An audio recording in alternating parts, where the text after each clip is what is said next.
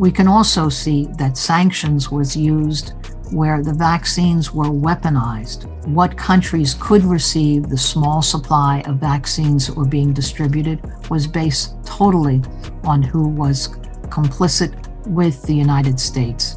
Countries that were sanctioned in every way were prevented from receiving vaccines or the basic essential supplies. So Cuba could develop a vaccine, but the syringes in order to deliver it to their own population were in limited supply, and it was very difficult to get access. The United States was playing a destructive role during that time.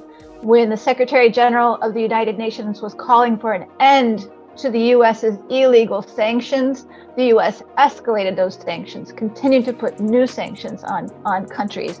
And so as a result of that, countries really struggled to be able to get the items that they needed in order to take care of their population. 伊朗、古巴、委内瑞拉和阿富汗等国，美国对他们实施严厉的制裁，他们都没有收到任何美国的疫苗。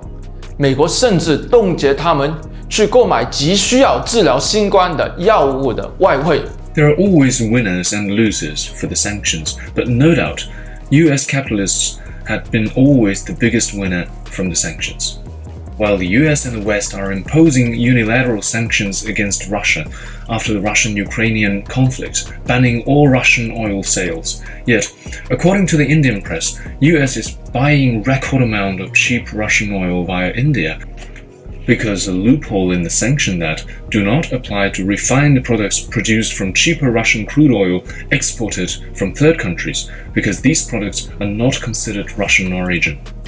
The United States has continued pressuring other countries to comply with sanctions, yet the US itself is using its own designed loopholes to strengthen their selfish interest.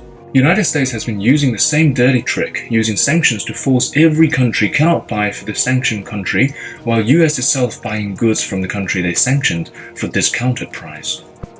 During late 1990s, when the United Nations imposed sanctions by the demand of the United States and the West following Iraq invaded Kuwait 10 years earlier, under the UN program, Iraq can only sell its oil to the international market with discounted price through the UN Oil for Food program.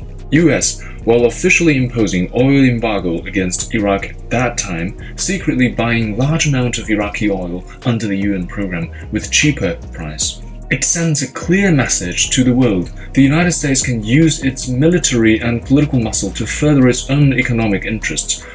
By undermining the international oil price, it sends an unquestionable message to the world. America is the only country that will decide who can produce, who can sell, and who can buy at what price. The brutal UN-US Western-imposed Iraq sanctions had caused 500,000 Iraqi children died during the 1990s. When asked by the reporter during TV interview, then US Secretary of State Madeleine Albright spelled out the infamous "We think the price is worth it" quote.